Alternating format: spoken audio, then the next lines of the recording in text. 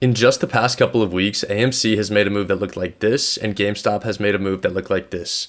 Hopefully my editing skills are good enough to put those screenshots on the tips of my finger, but the point is those were two large moves and we were able to take advantage of those to make a combined profit of a little bit over $200.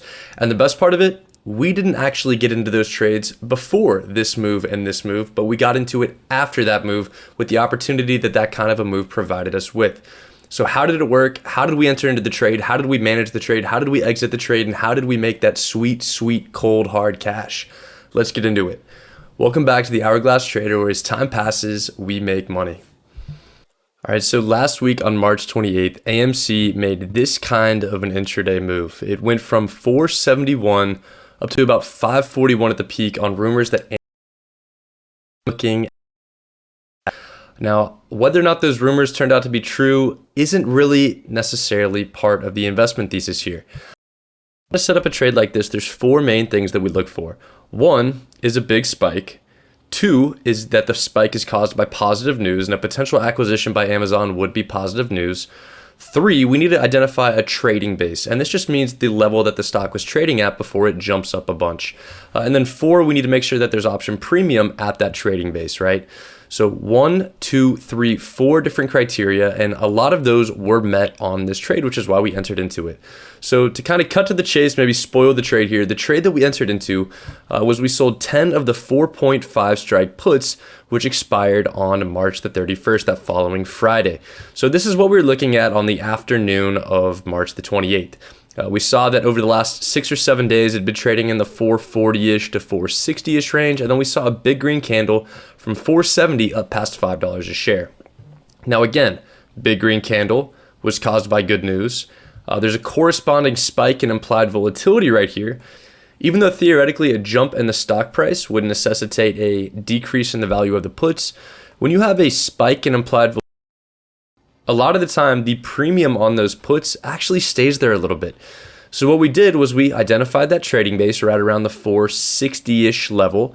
So we sold a 4.5 strike put, and we did so for a premium of 12 cents. A 12-cent premium on a 4.5 strike option is just a hair over a 3% return on risk, which for a 3-day trade is a fantastic return number. So we were really, really happy with the premium that that option provided. So long story short, the idea is that one, in plain English, as long as we stay above this 4.5 level that we sold it at, we're going to hit max profit. And the idea here, right, is that this big green spike was caused by good news. Even if it comes out later down the road that that good news isn't entirely accurate and it falls back down, it should just fall back down to that initial level at that 470-ish level. So our 4.5 strike puts that we sold down below that should be just fine. And as you looked at how the next few days unfolded, it settled out a little bit, and then ultimately ended the week on March 31st at about $5.02 a share.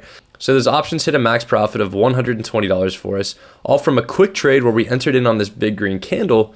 We're able to jump in after and just let it settle for the next 3 days, knowing that we had a really large cushion between where the stock currently traded at and where our max profit point was at for our options. Now, this was a news-related jump, and with these meme stocks like AMC and GameStop, as we talked about at the top, there are a lot of these big spikes, so it's important to keep your eyes on them. The next one that we want to talk about was GameStop, where we saw a really, really large candle. Now, what you'll notice is that this really wasn't similar in the sense that it was an intraday candle created by some news that was dropping, but rather this was created thanks to a really good earnings report. And it went from about low 18s up to 27 at the peak. Now again, we want to jump in on here because look, there isn't necessarily a big decrease in implied volatility right off the bat.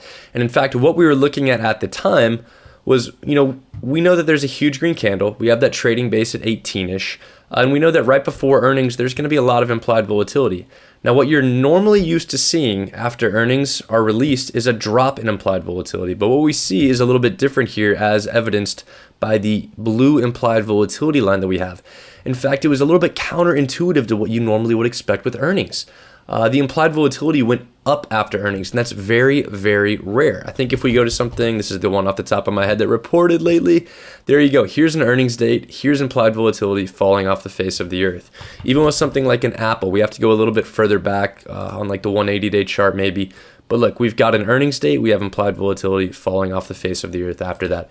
So all that to say, this GameStop setup that we saw right here with this big green candle, the fact that implied volatility went up after earnings is very, very unique. And in doing so, it gave us an opportunity to enter back in that same concept that we had with AMC, right? We wanted not necessarily to sell puts up here, but we trusted that since the implied volatility has spiked up, options that are further out of the money are going to have some decent premium.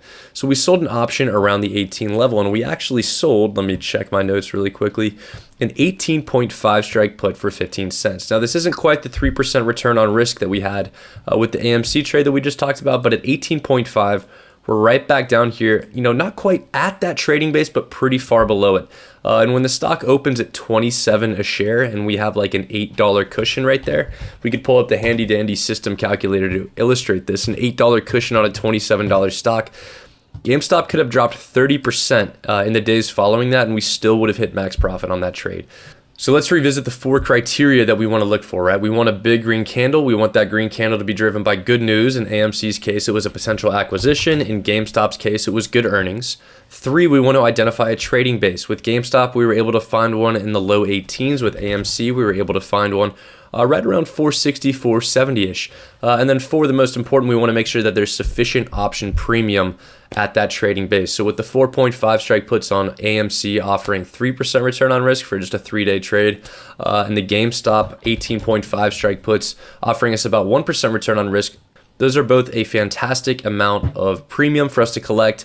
And in turn, we closed out the GameStop trade for a profit of $110 and the AMC trade for a profit of $120. So all in all, just recognizing these patterns, keeping an eye on our watch list, and both of these stocks were halted at one point, so we were notified by that as well through our Discord server.